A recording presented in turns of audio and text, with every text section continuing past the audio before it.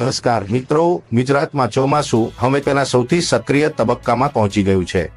5 જુલાઈના દિવસે રાજ્યના અનેક વિસ્તારોમાં ભારેથી અતિભારે વરસાદની સંભાવના વ્યક્ત કરવામાં આવી છે। તેથી આજનો આ વિડિયો અંત સુધી જરૂર જોતા રહેજો, કારણ કે અમે તમને જણાવીશું કયા જિલ્લાઓમાં સૌથી વધુ જોખમ છે અને ત્યાં ખાસ સાવચેતી રાખવાની જરૂર છે। સૌથી પહેલા વાત કરીએ રેડ એલર્ટની।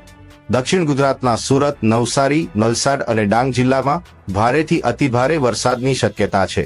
કેટલાક વિસ્તારોમાં ખૂબ જ ઓછા સમયમાં અત્યંત ભારે વરસાદ પડી શકે છે। નીચાણવાળા વિસ્તારોમાં પાણી ભરાવા, નદી નાળા છલકાવા અને સ્થાનિક પૂર જેવી પરિસ્થિતિ સર્જાઈ શકે છે। હવે વાત કરીએ સૌરાષ્ટ્રની। ભાવનગર, અમરેલી, ગીર સોમનાથ અને જૂનાગઢ સહિતના વિસ્તારોમાં પણ ભારે વરસાદની આગાહી છે। દરિયાકાંઠાના વિસ્તારોમાં પવનની ગતિ 40 થી 50 કિલોમીટર પ્રતિ કલાક સુધી પહોંચી શકે છે। માછીમારોને દરિયો ન ખેડવાની સલાહ આપવામાં આવી છે। બીજી તરફ રાજકોટ, પોરબંદર, બોટાદ, દેવભૂમિ દ્વારકા, આણંદ, ખેડા, પંચમહાલ, મહીસાગર, દાહોદ અને છોટાઉદેપુર જેવા જિલ્લાઓમાં પણ વરસાદી માહોલ યથાવત રહી શકે છે। ક્યાંક ભારે તો ક્યાંક મધ્યમ વરસાદ જોવા મળી શકે છે। હવામાનની આ પરિસ્થિતિ પાછળ અનેક સિસ્ટમો એકસાથે સક્રિય હોવાનું માનવામાં આવે છે, જેના કારણે આગામી દિવસોમાં પણ વરસાદનો જોર યથાવત રહી શકે છે।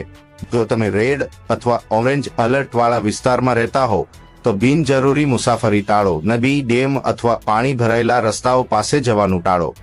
વીજળીના કડાકા દરમિયાન ખુલ્લા મેદાનમાં ઊભા ન રહો અને સ્થાનિક તંત્ર દ્વારા આપવામાં આવતી સૂચનાઓનું પાલન કરો। જો તમે દરિયાકાંઠાના વિસ્તારમાં રહો છો તો દરિયાની નજીક જવાનું ટાળો અને માછીમાર મિત્રો આગામી સૂચના સુધી દરિયો ન ખેડે।